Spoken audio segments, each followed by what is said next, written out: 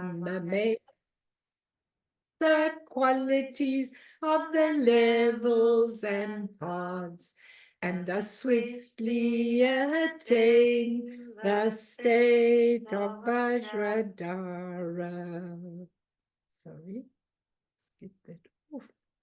And let's do the 4 limitless contemplations. And I'm going to, not tonight, but give you a real long teaching on these 4, because they really do represent everything in suffering that's very relevant, but I'm going to do it not tonight. We'll do it another time, but let's just say the prayers now. May all beings have happiness and create the causes of happiness. May they all be free from suffering and creating the causes of suffering. May they find that noble happiness which can never be tainted by suffering. May they attain universal impartial compassion, free of worldly bias towards friends and enemies. Sem jen dam je dewa tang dewe ju tang den pa ju jik, dungal tang dungal chichu tang tra wa ju chik, dungal mepe dewa tampa tang minra wa ju chik, nering chak tang ni tang tra we tang nom chempo la ne pa ju chik. So we'll talk about those probably next week, because I think they really are very important in terms of suffering. That prayer has a lot to offer, a really lot. And I found a beautiful teaching on it, which I'm going to give you, but not tonight, because I want to do some other things tonight and go on with what we were doing last time. So tonight, we're going to do Suffering is Not an Accident, part 2. Oh, nice to see you two, little ones, all warm and cuddly, yeah.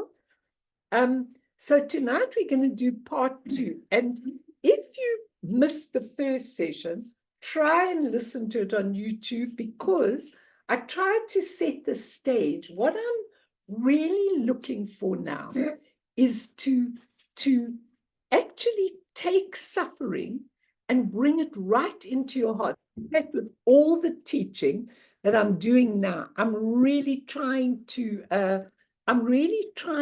take the teaching and not give you something intellectual, because I really don't think that that's a good idea. What I'm trying to do is I want you to take this whole idea of suffering and put it inside you and see if you can really move past it. If I'm giving any intellectual teaching, they're of no benefit and nothing to people. So I really want you to try and listen, and I've done them in a particular way so that everybody can actually get there. Once you understand the vastness and the depth of this whole idea of suffering, then it's really important. And remember, a lot of people text me and say, well, I can't come, I'm gonna watch the video. It is good if you watch the video, and that's why I'm doing it, but it's better if you hear, because the energy and everything is right here, and that's what you get when you actually are present. So tonight, I want to start with a particular story, which I think is very relevant for us tonight, and it goes like this. It's about a king in Africa. So think about a different kind of king, not a King Charles type of king, but a king in Africa, okay, who had a close friend with whom he grew up. The friend had a habit of looking at every situation that ever occurred in his life, positive or negative, and remarking, "This is good." One day, the king and his friend were out on a hunting expedition. The friend would load and prepare the guns for the king. The friend had apparently done something wrong in preparing one of the guns, and after taking the gun from his friend, the king fired it and his thumb was blown off. Examining the situation, the friend remarked as usual, "This is good." Okay, hello, Eastie. One day, and to which the king replied, "No, this is not good," and proceeded to send his friend to jail for blowing off his thumb. About a year later, the king was hunting in an area that he should have known to stay clear of. Cannibals captured him and took him to their village. They tied his hand, stacked some wood, set up a stake, and bound him to the stake. As they came near to set fire to the wood, they noticed the king was missing a thumb. Being superstitious, they never ate anyone that was less than whole and perfect. So, untying the king, they sent him on his way.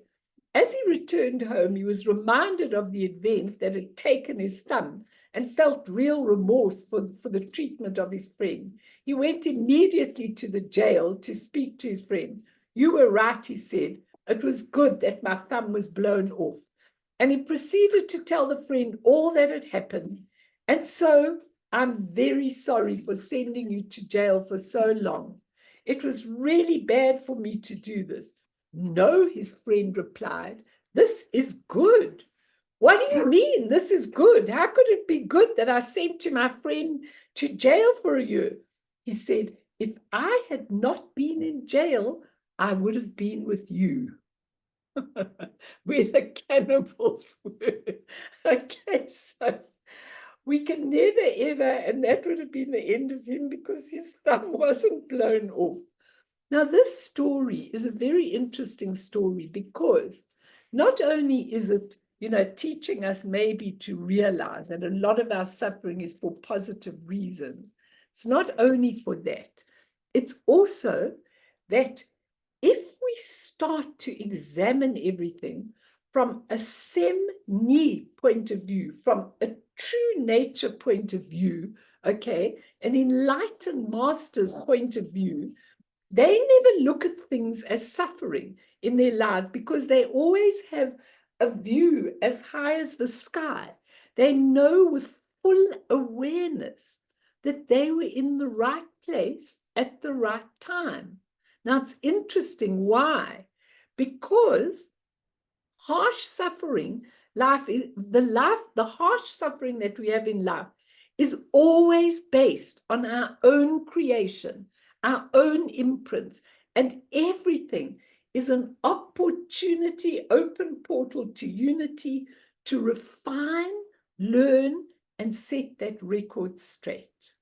So it's really important, and most of all, it's very important to develop enlightened qualities.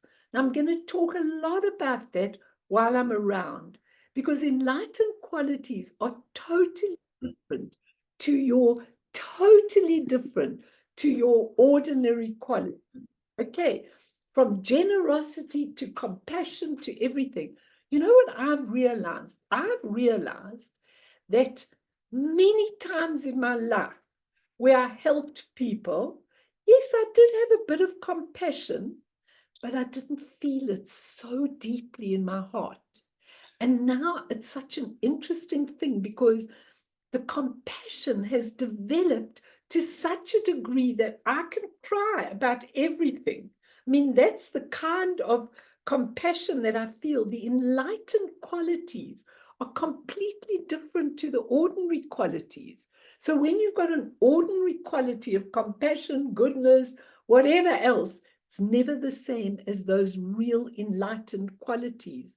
And so it's really important that we understand that somewhere those qualities got waylaid or obscured with whatever temporary role we had in previous lives.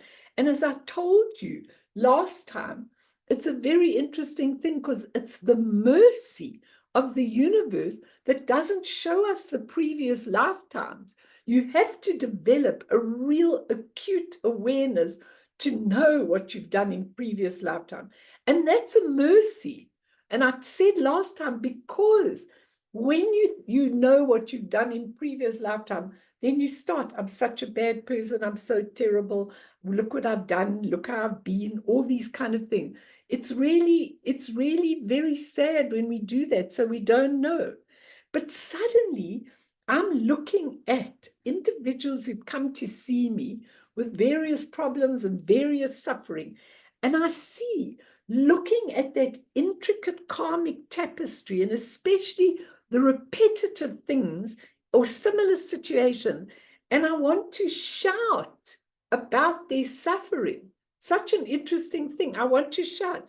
This is the perfect situation for exactly what you need to get over and what you need to develop and realize now. And people can't understand that. You have to really be careful who you say that to, because, you know, if somebody's going through, I often have couples where one of them went through an affair or something, and, you know, the other one's absolutely uptight and furious and wants a divorce and wants to do things, and I'm trying to see it from a different viewpoint. Maybe all the things that we judge as wrong are maybe for refining us. Maybe we have to look through different viewpoint. Maybe we have to look through different eyes. But what we have to realize is that we're just an actor in a role on the stage of life right now. And when the play is over, the role is over. You can't go on acting it. Once you come into the bardos, you may take certain aspects, enlightened aspects of that role with you, but it's over. Next lifetime, you might be somebody completely and totally different. So it's those qualities that you want to develop that will apply to any temporary role that you're going through. And, you know, I was reading a story of Yeshe Tsogyal, who was the consort of Guru Rinpoche when he was in Tibet in the 8th century. And it's so interesting because in her story, she says, I just stay in one place. I hardly ever walk. This woman that she walked somewhere with wrote the story, this quite high master, and said it was amazing because she said, I never move. I just stay, and then I emanate wherever I need to be and whatever I need to be in whichever universe, in whichever realm, in whichever thing. Now think about it. Think about our limited lives.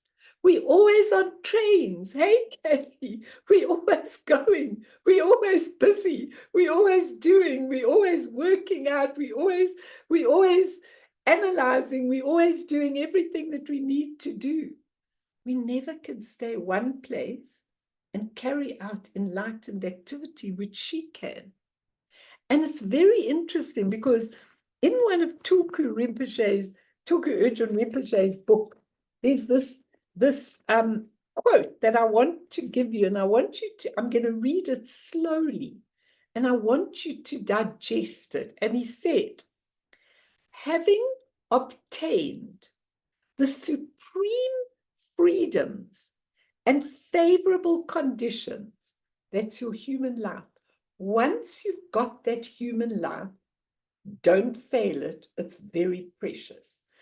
And being wary of impermanence, we're tired that everything we do then dwindles away after a while, and maybe we're left without it.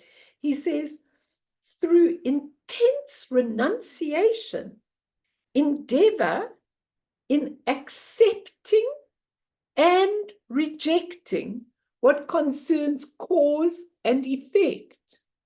Now, how can you accept and reject it? How's that possible? How do you accept and reject at the same time? Anyone want to try and answer that?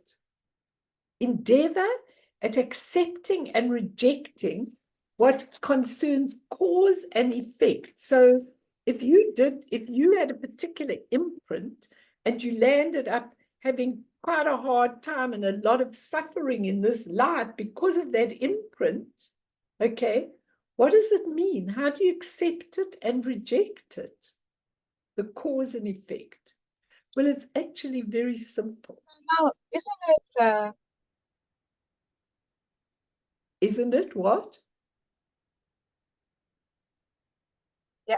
Sorry, I wasn't sure if you could hear me, but isn't it that and things are happening all the time, but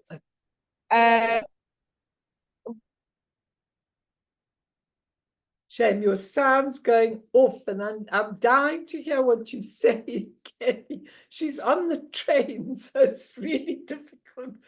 We can't hear the rest. Can't hear you. Shame. Sorry. Can you hear me now? Sorry, Now I think you can, might. yeah. Okay, so sorry. So isn't it that things are happening in your life and you're letting things happen, but you Right. have a different viewpoint to what's going on? Exactly. Perfect. Well said. Because it depends on your view. Exactly. At a relative point of view, where we are in our lives, we have to accept cause and effect. You put in really ugly causes, there are ugly effects that are going to happen. You put in positive causes, there are beautiful effects that are going to happen. But the ultimate level, which is what we're trying to do here, when you see it from the ultimate level, it's so amazing because the cause and effect just go. When I watch these masters, I am so fascinated with how they deal with suffering. They never see it as a persecution. They never see themselves as a victim. They really, really don't. So when you see it from an ultimate point of view, the cause and effect just leave completely. So surely it is right in our lives that we get to that pure viewpoint where we can see things from an ultimate level and stop looking at things. We've got to do things correctly from a relative level. But when we really see it from another level, this is good. This is perfect. This is what you have to do with your life. This is how you pay back. This is how, not a punishment, but this is how you clear the imprint and set in motion something different. Now, Dzongsa Khyentse Rinpoche was asked in a talk that he gave on the reign of wisdom in Canada. Someone stood up and said, Rinpoche, how do you create a sacred outlook in your life? He answered, there is no Buddha nature, which is emptiness or essence and luminosity, that didn't spontaneously have a sacred view of absolutely everything in life, including people. So fascinating that even people, you have a sacred view, because when you're looking at a crook, at somebody who's really done awful things, you actually see their true side. Like I've been trying to do it with a lot of these very ugly leaders. And I thought to myself, what a pity. You're not using your charisma. You're using it for your ego, not for bettering of people. Look how that beautiful talent of charisma could be used.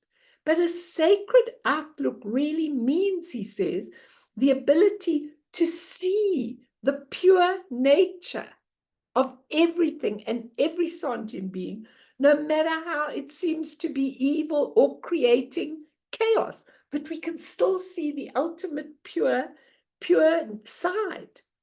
We still live with relative truth, not harming, not raping, not stealing, not killing, not doing any of those things, while we appreciate the ultimate truth and also something in Buddhism which is called equal taste. Equal taste is a very, very interesting expression, because when you've got equal taste, it means whatever happens, happens. If it's good, it's good. And if it's bad, it's bad. That's just a relative viewpoint. Equal taste is the most amazing thing. And he said, we as human beings live by the philosophy, no pain, no gain. A lot of us say, look, I gained a lot from that pain. He says, that's a good philosophy towards suffering. But masters live by no pain, great gain.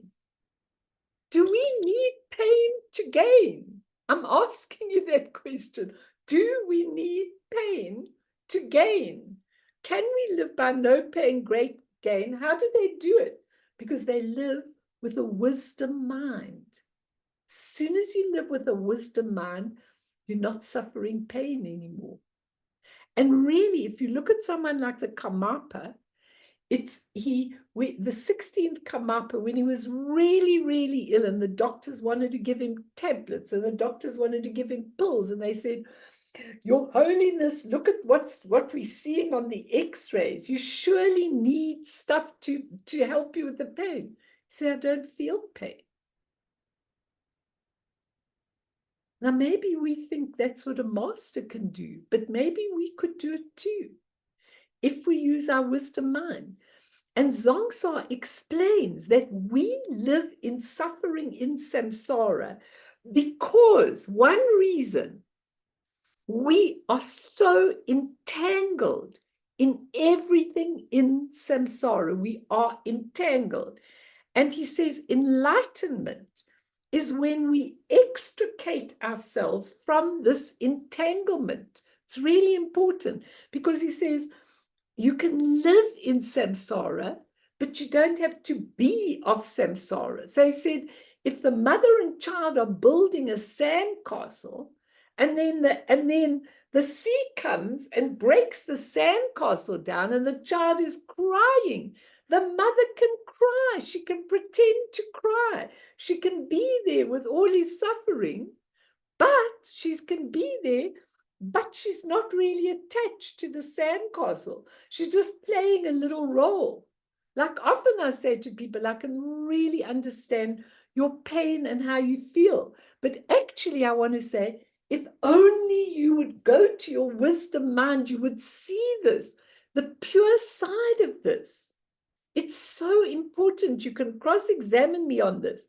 But he talks about one of the beautiful dohas. A doha is a spiritual song that these masters just sing spontaneously. So this doha, he says, was about a beautiful young woman. She was perfect, absolutely perfect. But attached to her baby toe was a string. And the string was attached to her human mind. And her mind was attached to her beautiful body, to her, he says, to her moisturizers. I laughed when I heard him say, she's attached to her moisturizers, to her clothing, to her food, to her shopping, to her exercise, to staying young. She's attached. He says, endless entanglement in samsara. And the song says, even if you unentangle one attachment in a lifetime, you've gained a lot. So all those attachments, if you decide you're not attached to your moisturizer anymore, then you've gained a lot in the lifetime. It's fascinating when you really look at it. And Jamtrog Rinpoche says, if you fully understand karma at the deepest level, you will not only have compassion towards all beings who are presently suffering, but you will also have compassion toward all beings who are harming others because they're creating the causes for their own future suffering.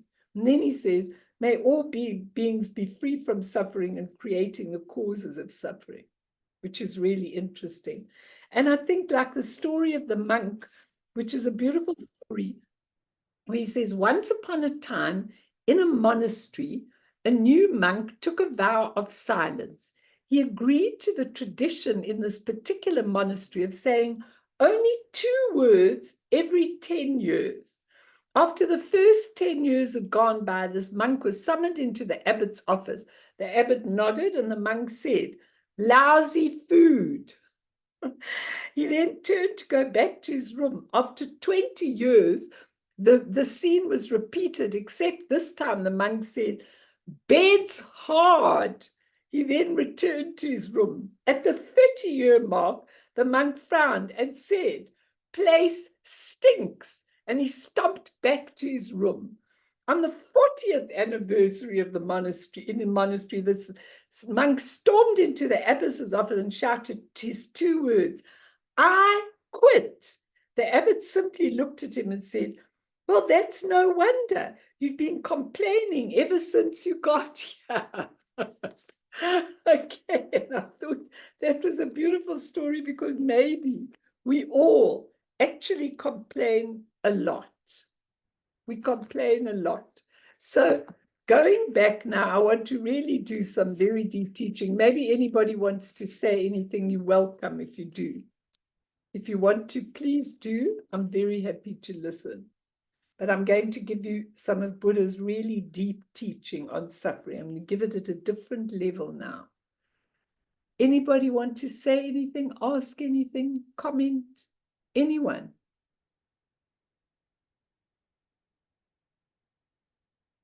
Okay, then let's go on. So last week, we were taking those 4 aspects of suffering. I want tonight to talk about all the aspects of suffering in all the 6 realms of samsara. But I want you to look at the fact that our realm, our human realm, is called a desire realm. A desire realm, which is really important for us to understand. Because when you analyze suffering, I said last week, it's divided into 4. Suffering is failure to get what we want. Okay, so when we don't get enough money and we don't get the job and we don't get what we're doing, we suffer very badly. Failure to get what we want, what we desire. Secondly, suffering is getting what we don't want. Well, of course, all the effects are going to be what we don't want, and we don't want it. So we try and get rid of it instead of facing it and looking at it as it is. Third, suffering is fear of loss. Okay, so we always, whatever we've got, our money, our things, I was talking to somebody yesterday who was really old, and she was saying to me that, that she gets so scared about money, being in old age, it's really hard for her to spend a lot of money because she's scared she won't have enough. And I think that third thing, suffering is fear of loss. We think we're going to lose everything. When our children grow up, they go away. We have a great loss when our children leave or when somebody leaves us. We fear loss. And fourthly, I said last week, suffering is losing what we have, losing what we have. So in all these situations, desire, grasping, and attachment are the root cause of our suffering. And when Lama Sondru came onto the Zoom quite a long time ago, it was in 2020, she did a talk for us on suffering and happiness. And she said, it was during the pandemic, it was during the virus, so everybody was really listening to suffering and so on. And she said, the root of suffering is attachment. She said it's dependent on the mind, how we judge things. And she said there's an art, we train in the art of letting go. I prefer in training of the art of letting be rather than letting go, because letting go means there's something solid we're letting go of. But anyway, that's what she said.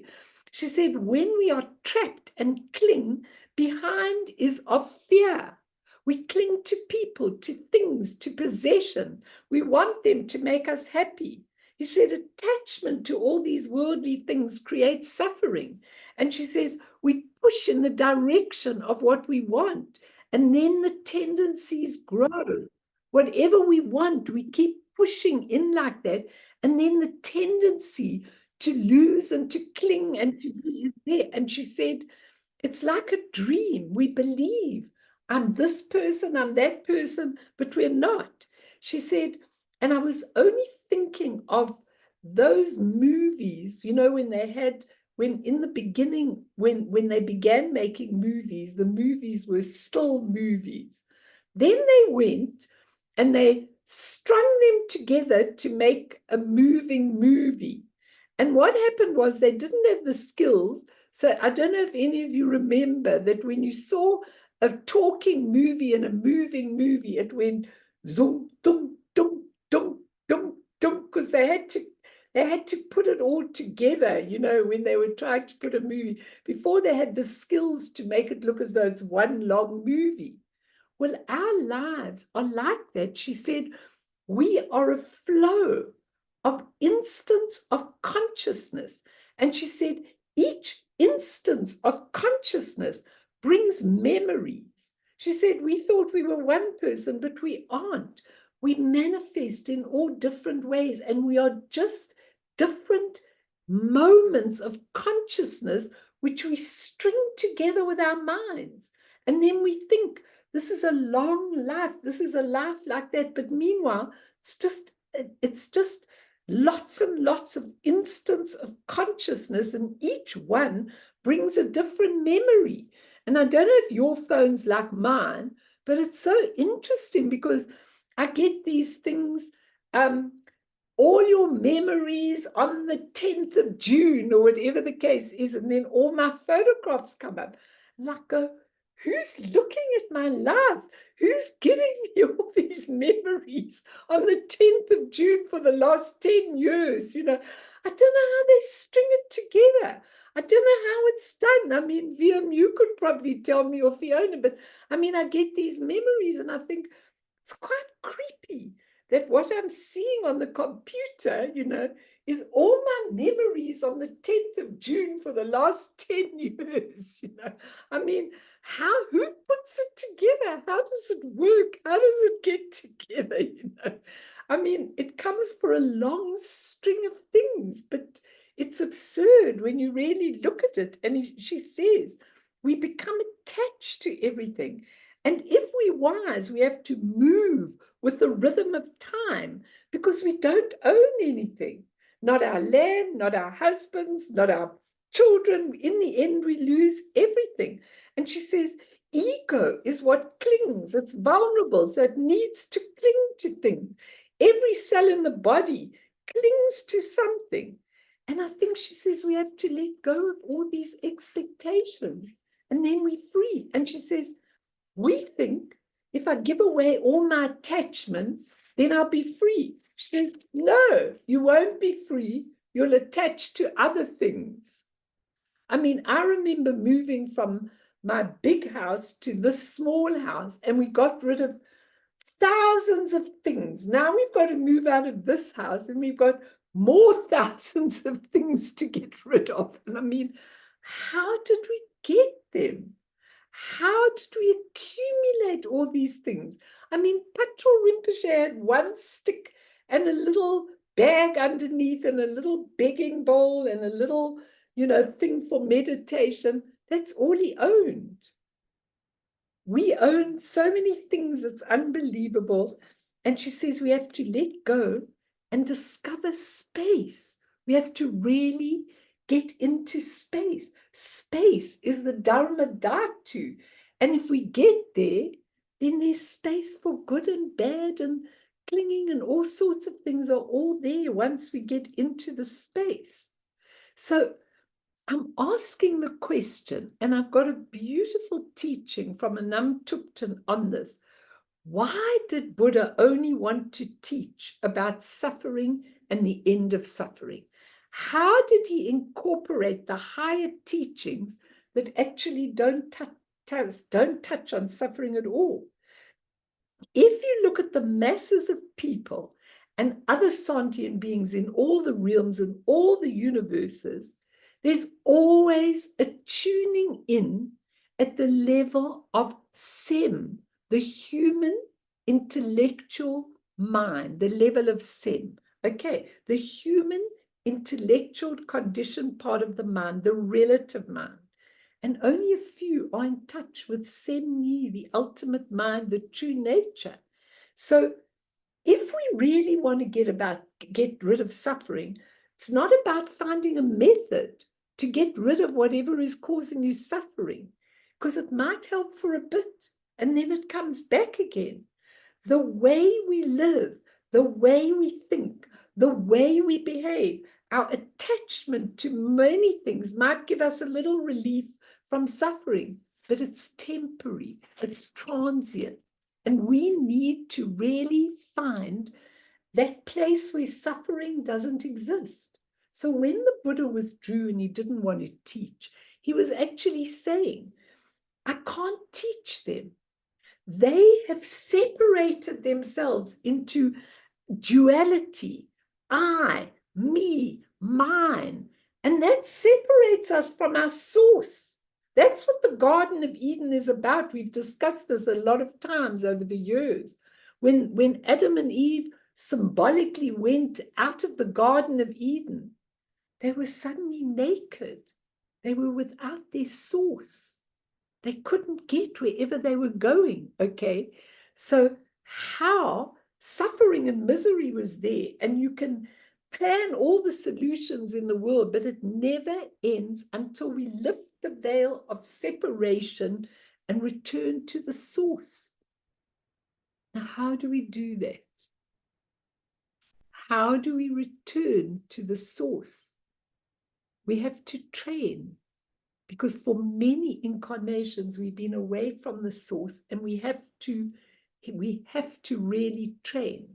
So the Buddha decided, when he decided to teach, I'm going to give them the Four Noble Truths, which I know lots of you know, which incorporates all this.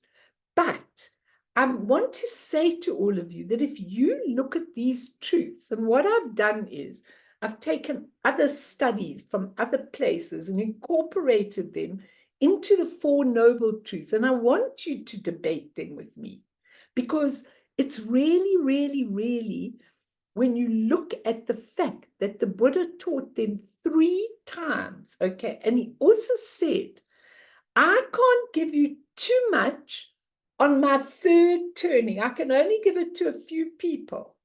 But later on, I will send an emanation of myself, which is Guru Rinpoche, to be able to give you these teachings. And he will give you those high teachings freely, which we're getting now. But we don't even realize that we've got them. We don't even realize how amazing it is what we've actually got. Okay, so I think it's really important that we get them. But if you look at the 3 turnings of the wheel, the Buddha taught 4 noble truths about our whole lives. So the first time he taught them. The second time he said, he was teaching about suffering. He said, life the way you live it is suffering. The second turning, he said, life is suffering, but you really need to understand it. So when he went to the second wheel, he was teaching much deeper. Don't just look at it superficially like I'm giving it to you on the first level. Look at it deeply. Go within the depths of your mind to find out what it is. And at the third wheel of the turning that he taught just to a few, probably nearer the end of his life, he said, there is the suffering, but there is the suffering, you must understand it deeply, but there really is nothing to understand. No thing.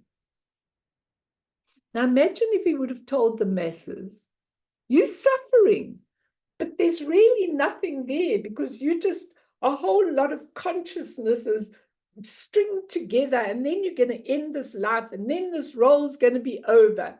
No one would have understood it. But when he taught on the 3rd level, that was where he really explained emptiness. No solidity, no attachment, no clinging. There's actually nothing there, no thing. Do you think we could understand that?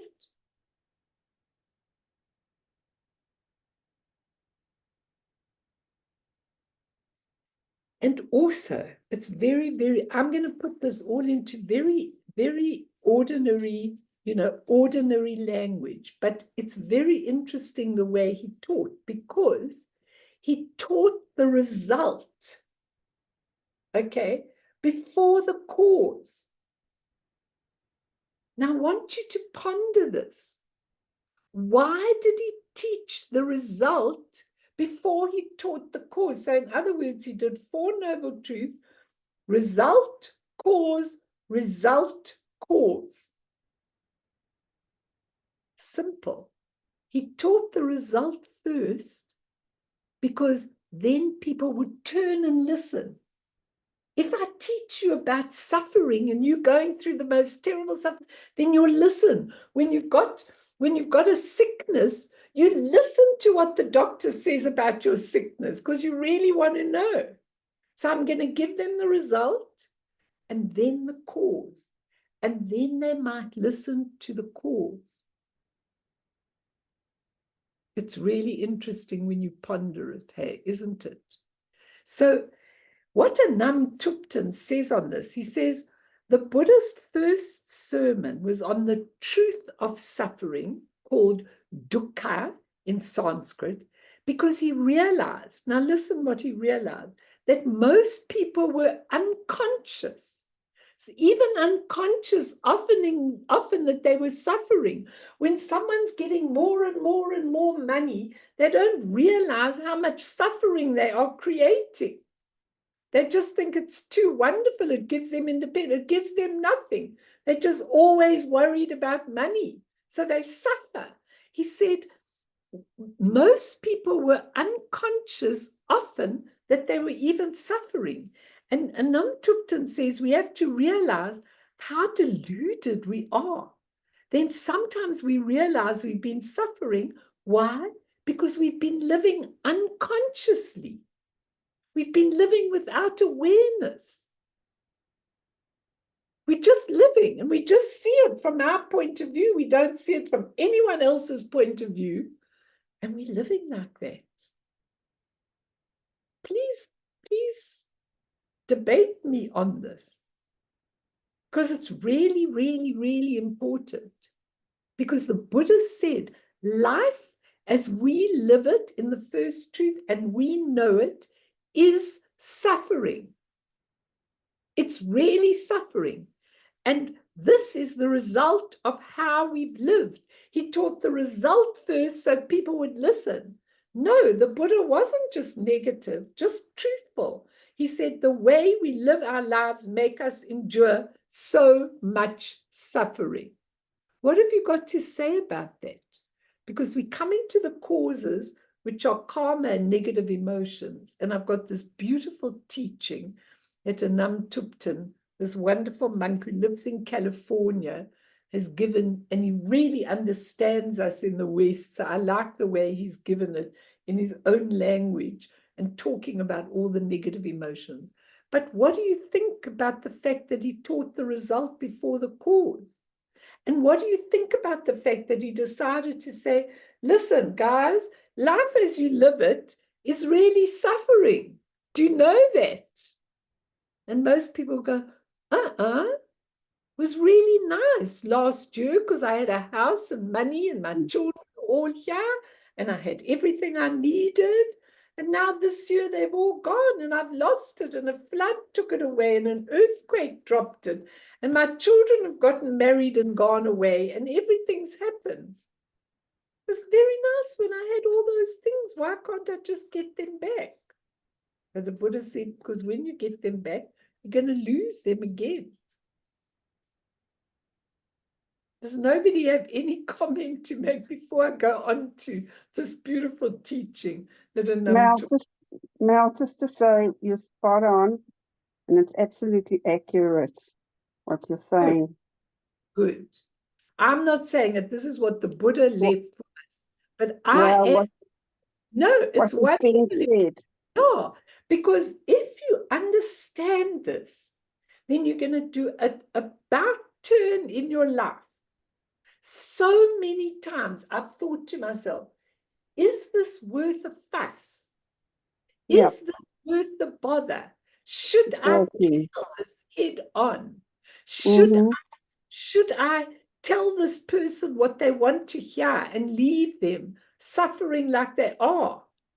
It's such a debate in our heads. We're going to do a meditation just now. But I think that's great if you could see that, because because we're living in this relative world of cause and effect, and we are suffering. We are unaware. Yeah, it's unbelievable. And I want to bring in the realms. Do all of you really understand what a realm is? Does anyone not understand. Can I explain it to you? Anyone want to explain it? Oh, Viam, please. Dimensions. I'm not to explain it. Sorry, I'm still on the previous.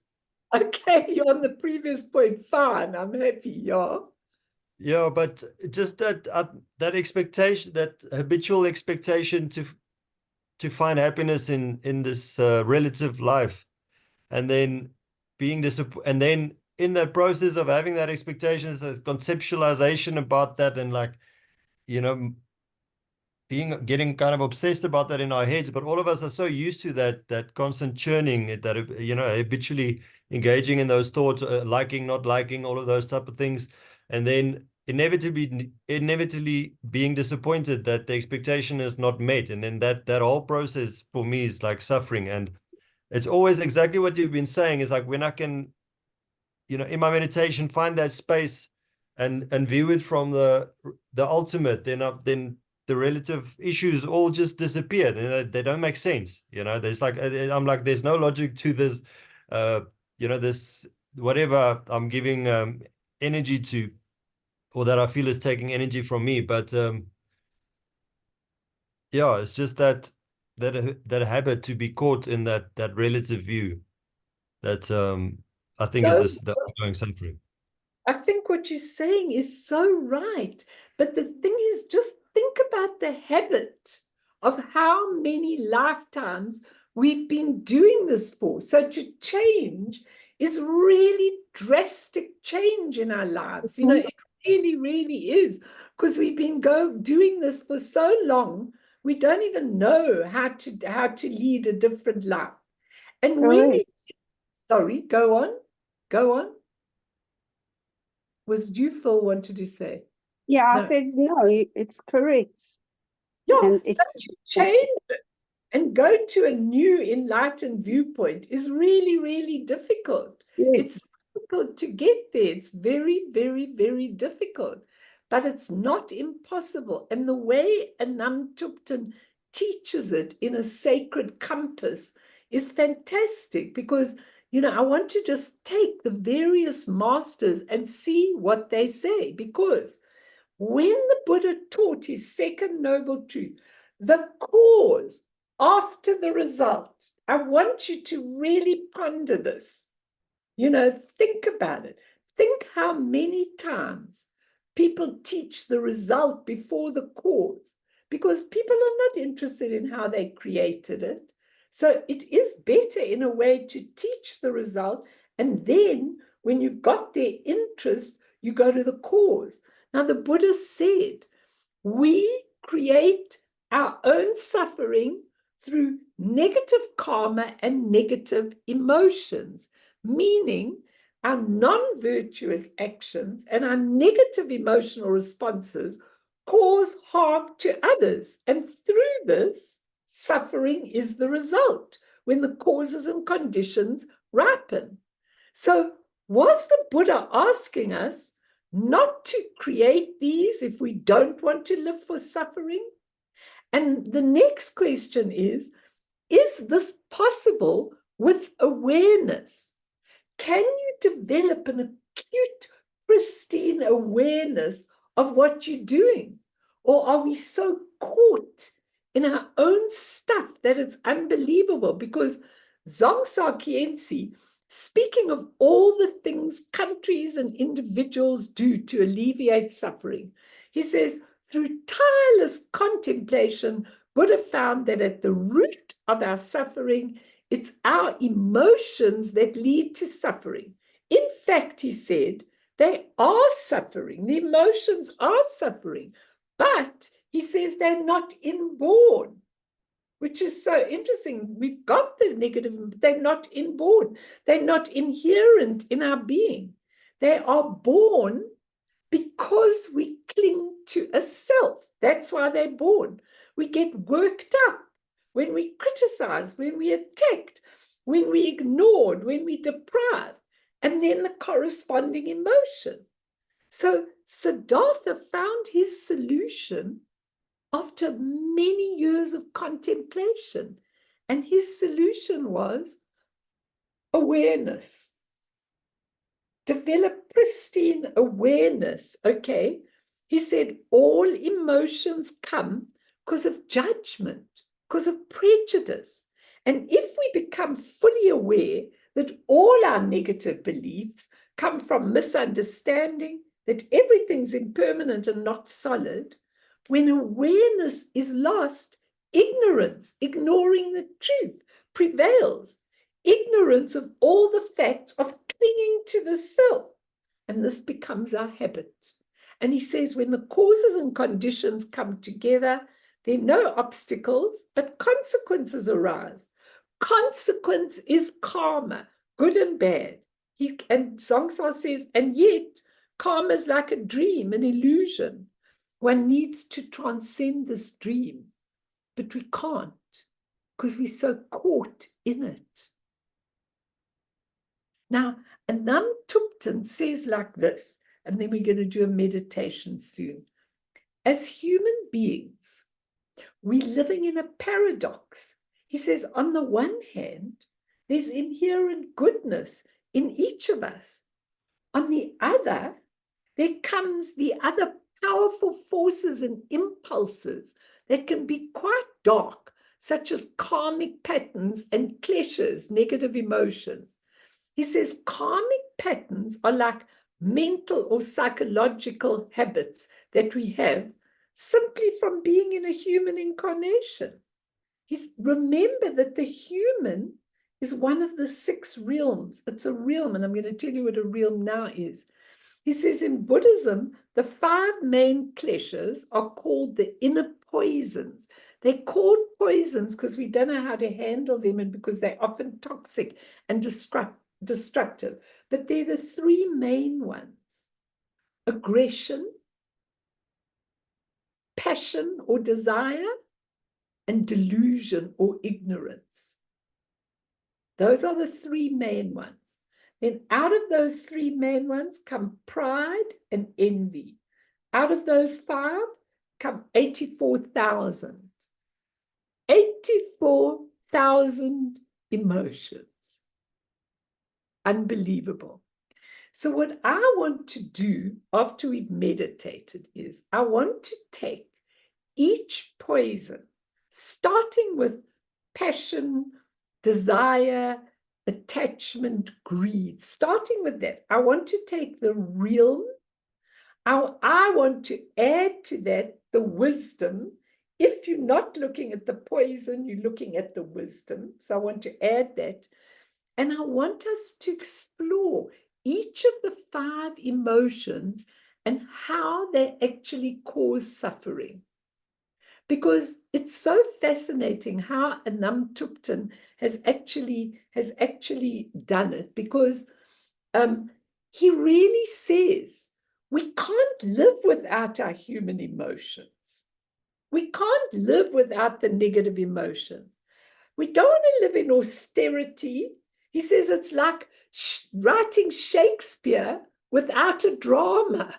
You know, he says, if you had Shakespeare without a drama, it would be so boring. You know, you wouldn't enjoy Shakespeare without drama. He says, we like it. We like to have a little bit of spunk, a little bit of spice, a little bit of anger, a little bit of human emotions. We humans, we like to have a little bit of emotion.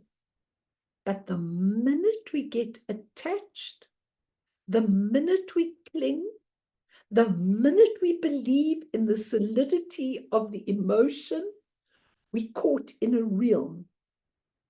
And what does a realm mean? A realm means everybody who is angry, everybody who's aggressive, greedy, attached, all of those kind of things, found themselves in a realm. That means we all think alike. And it's very interesting because Anam Tupten says, we all think alike, so we all on that negative spiral. We all believe it together. We all in it together. A realm is when people think in a similar way and it draws them into a realm. So how do you get a hell realm? You get a hell realm from lots and lots of angry, punishing, warlike, absolutely hating, grudges. When all those people come together, you've got a hell realm. And what happens in a hell realm? The ugliness repeats itself over and over and over and over and over. Until what?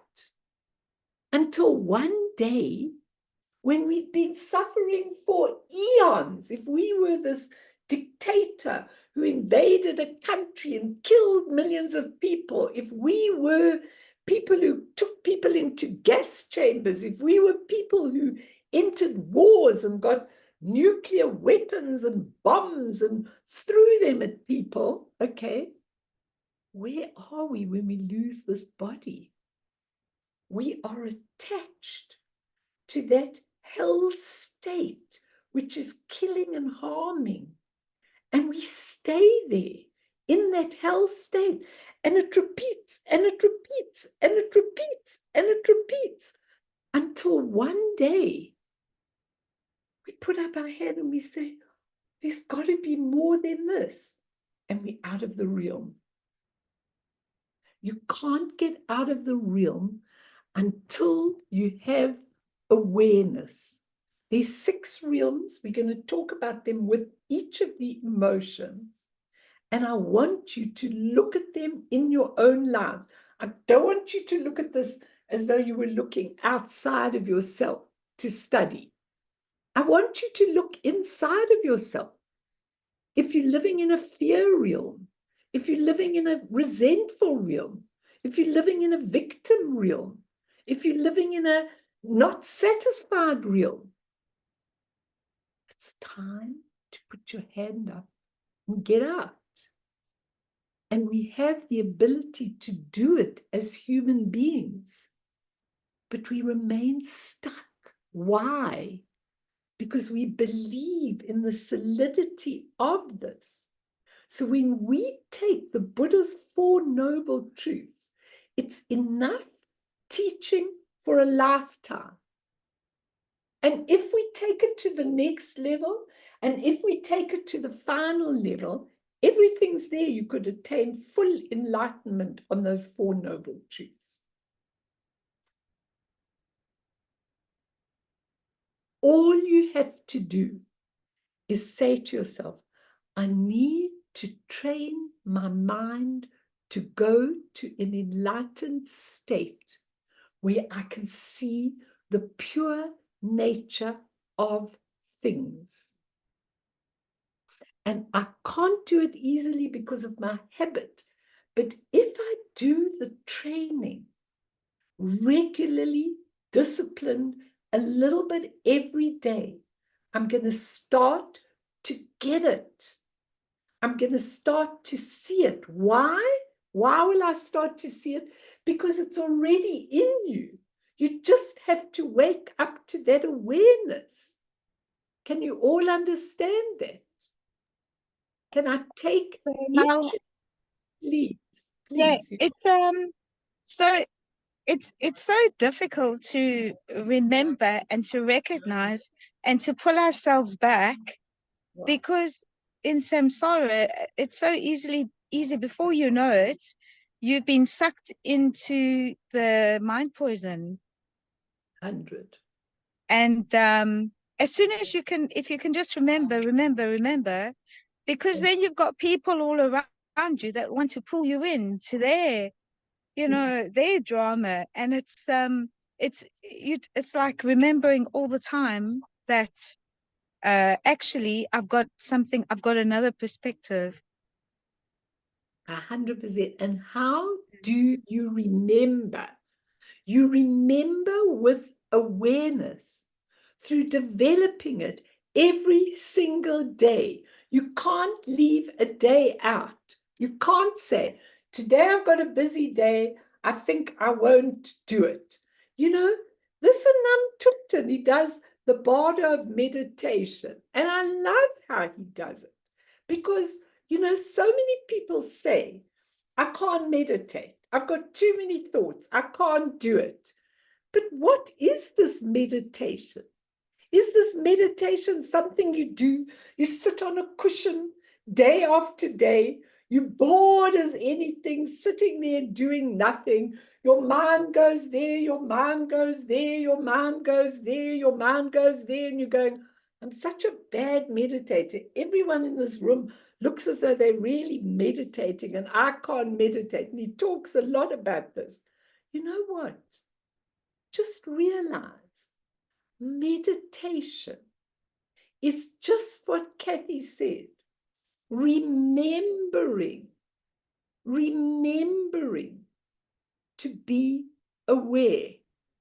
So I don't care how you do it. Me, as a person, as a human being, I'm much better in, let's say, a Vajrayana practice, which has a lot of stuff to do. I'm a to-do kind of girl, much more than I am sitting in shamatha for 6 weeks or 10 years or 5 years or whatever the case is. I do get a bit bored with it. I'm not able to reach that real peak of it, but I don't get bored with watching the creation of the essence.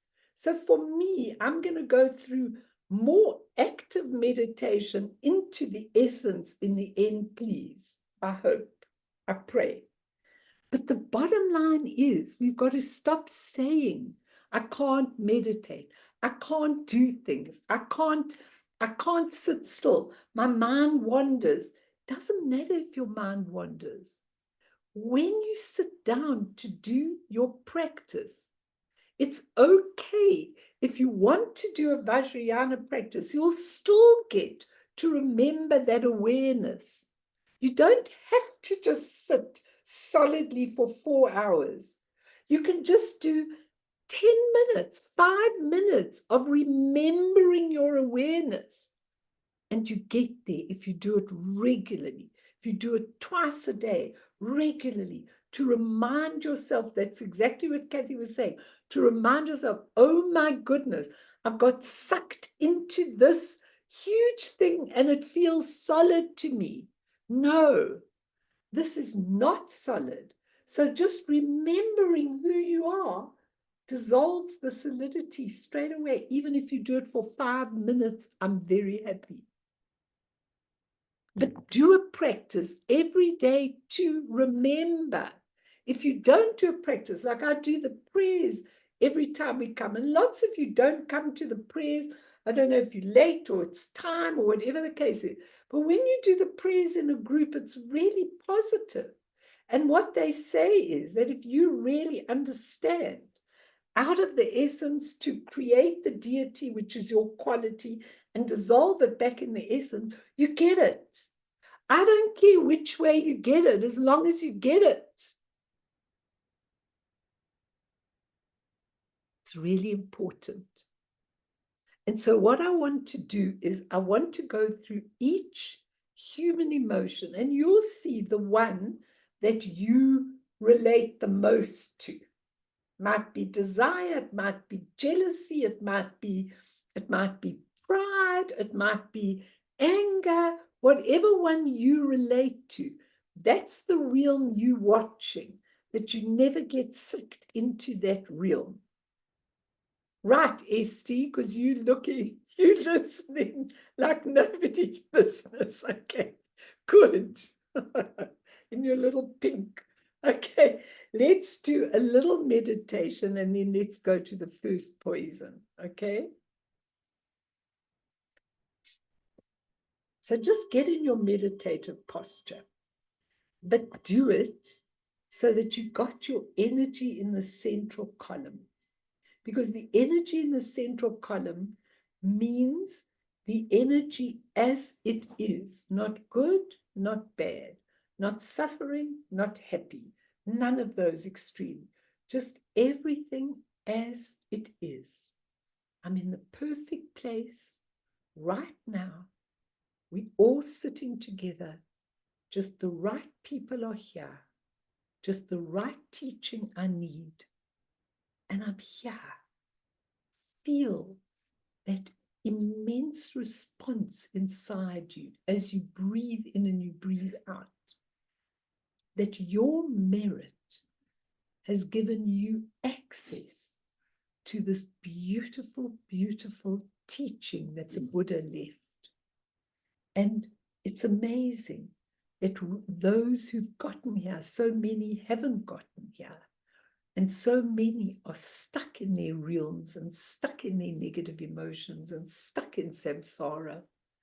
Just feel that relief, just for 1 minute, that somewhere inside me is a place where no suffering exists. Suffering's just a label, something you've solidified because your desire isn't met. So I want you tonight to just come to the Dharma Dhatu, that is the spacious, enormous nature of your mind. Pretend in this moment that you've been given an entree there, that you suddenly step into spaciousness, openness, blue, the most vivid blue you've ever seen in your life, calm, open, spacious. As soon as anything creeps in, a thought about tomorrow, a thought about what you've got to do, a thought about anything, the minute it creeps in, just surrender it to the spaciousness. Acknowledge it. It's no problem. It's made out of the same nature as the Dharma Dhatu, out of the essence. So when anything comes up, just remind yourself to let it be. And feel that essence in your being. Feel the blue spaciousness into which everything can go without being solid, without being anything. Just be. Feel it in every bone of your body. Open, open, spacious.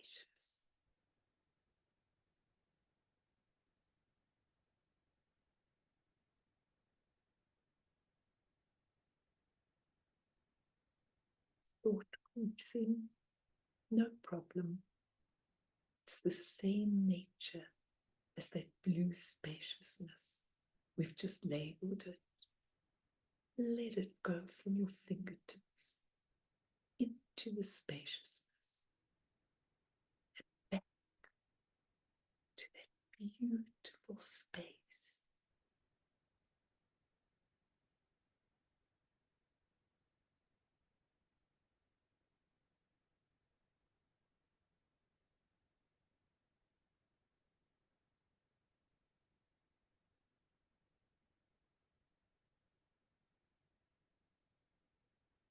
A little thought creeps in.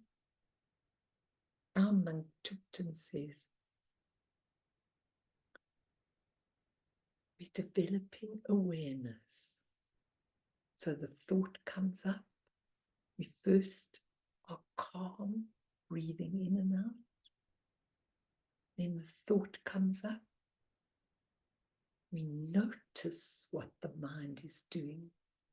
The mind is jumping knee deep into the solid thought. So when we notice point number 2, we bring the mind back to the spacious breath. And that's the third point, bringing the mind back. So we train it. We breathe in and out and relax. notice, point 2, what the mind is doing. And point 3, we bring the mind back. 3 things: open, spacious, focused. Notice when the mind gets lost. 3, return it to that spacious, non-doing, open, blue, stillness, no suffering, no pain, no anything, nothing, no thing. Bring the mind to that short meditation, a few times a day, to develop that habitual thing of doing it over and over again.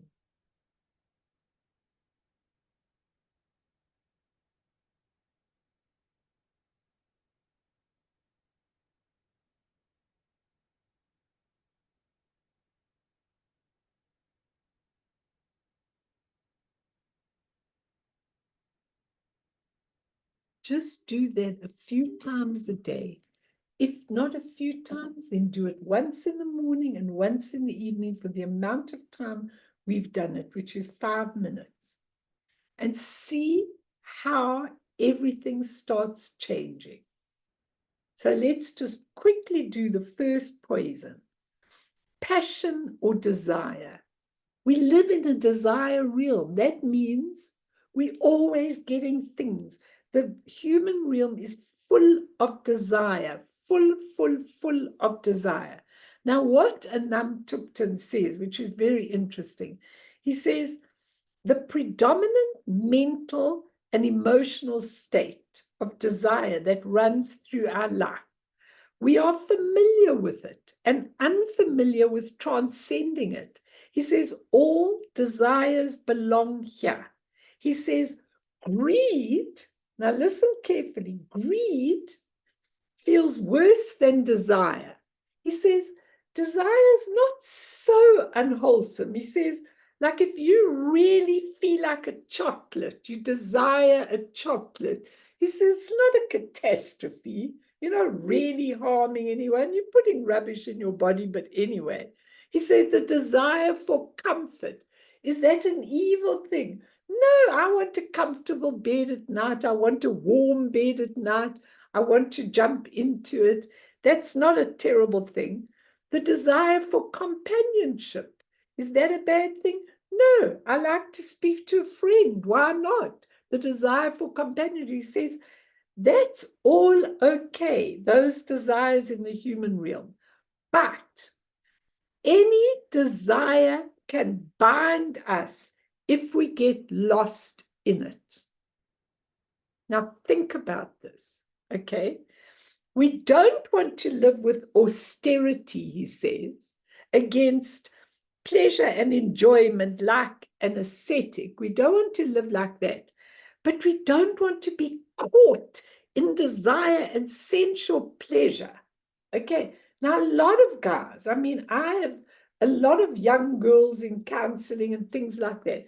And they tell me, I mean, it wasn't as bad, yeah, desire in excess, exactly.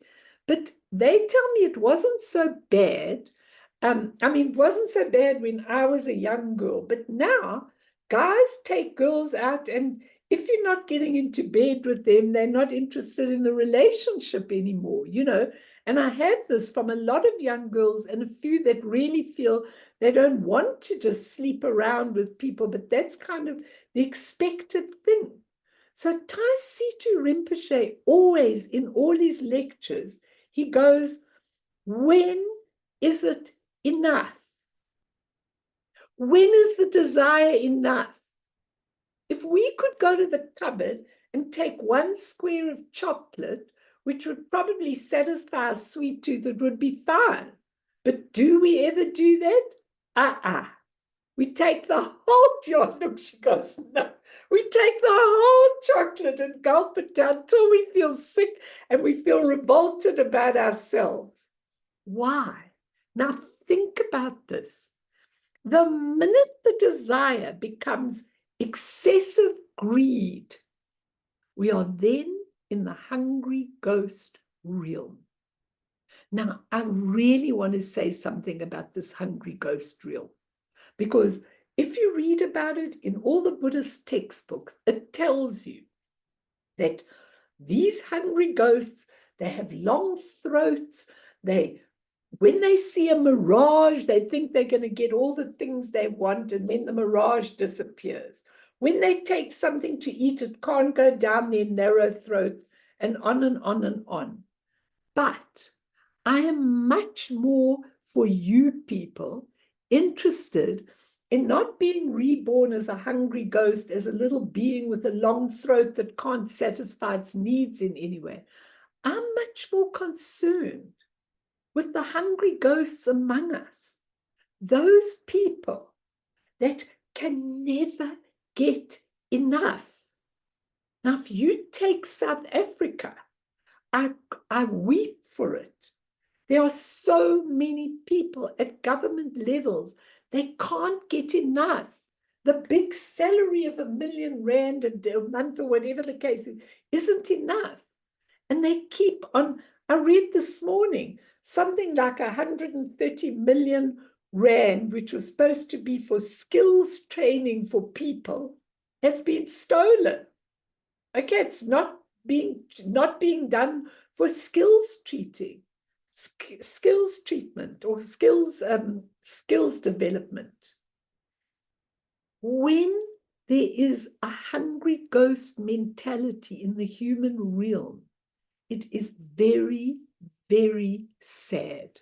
Okay, because it is, I can't get enough. I can't. However much money I've got, I need another few million, I need another few million, I need this, I need a bigger house, I need this, I need that.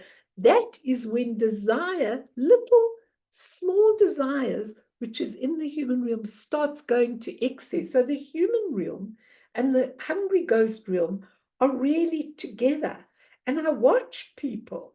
Why is it? Why would you think that a person who came out of a poor environment wants that fancy motor car or whatever the case is, wants that Porsche to drive around to feel? It's a hungry ghost mentality. Not enough, not enough, not enough. More power, more money, more land. Destruction to the ecology doesn't mean anything, because I am going to get money from it. I am going to get what I want. I want 1 million women in my bed. I want, I desire, and the desire becomes greed. And then it is a clinging. And then it is a problem. Now, how would you, nothing positive about greed. Now, how would you end that? How would you take a person who is really greedy and never get enough?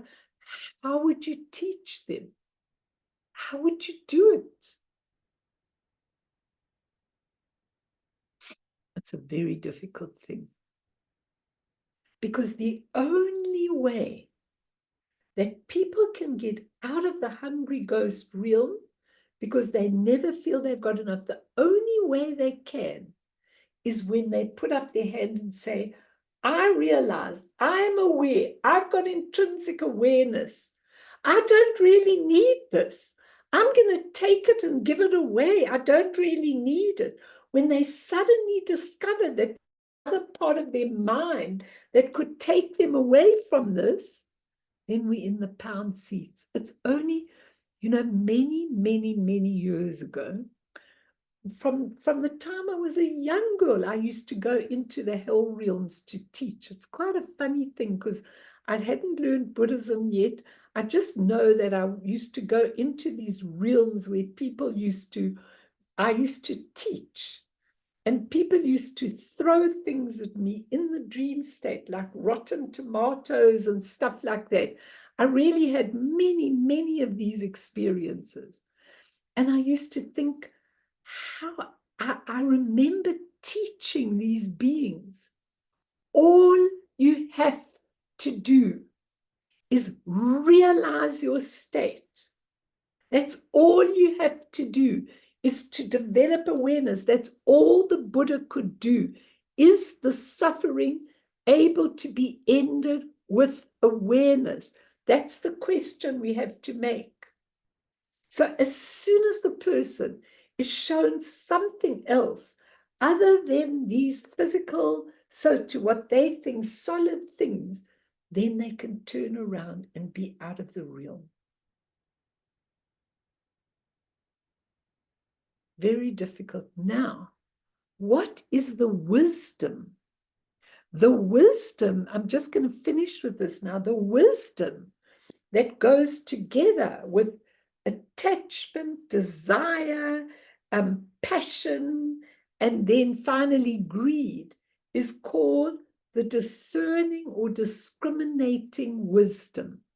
So what we learn with 5 wisdoms is that whatever poison you are looking at, if you were able to look at that poison through the wisdom eye, that poison would become a wisdom.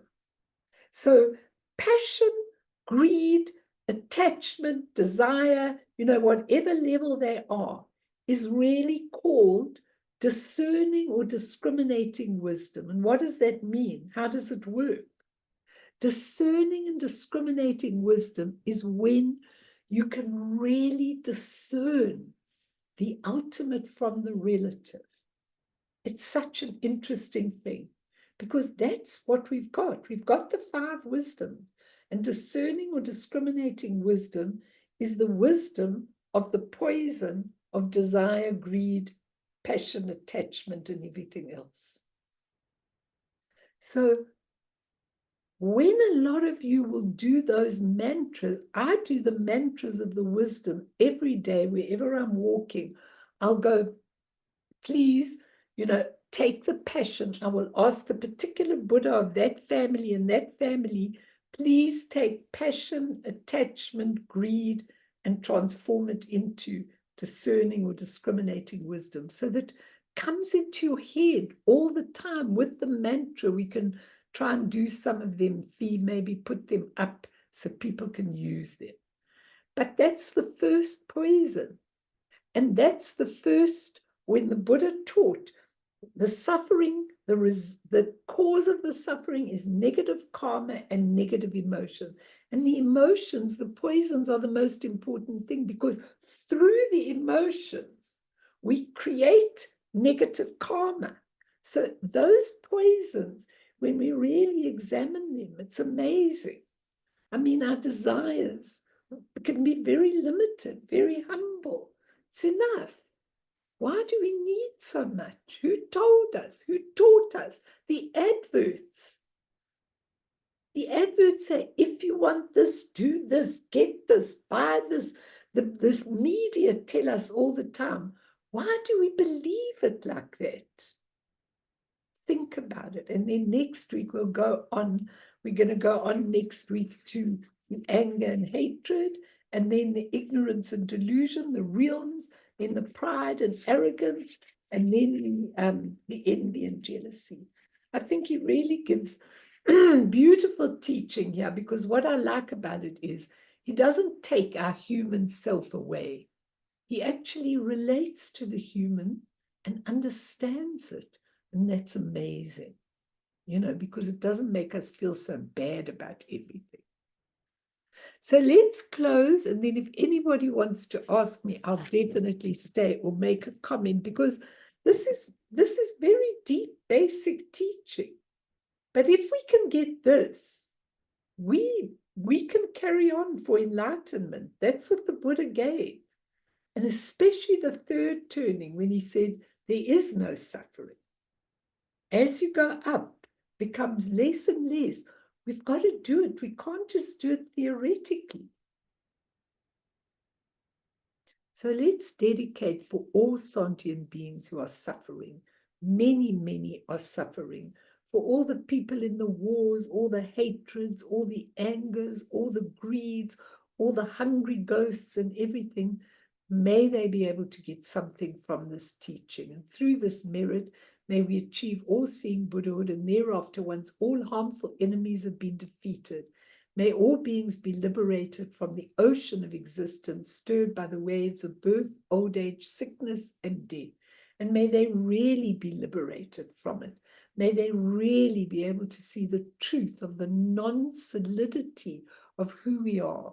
Sonam die tamje zipane tokne nepe tranam pamshene jegana jipalap dropaye sipe sole doa dro warsho. So if you want to ask me anything, anybody, please do.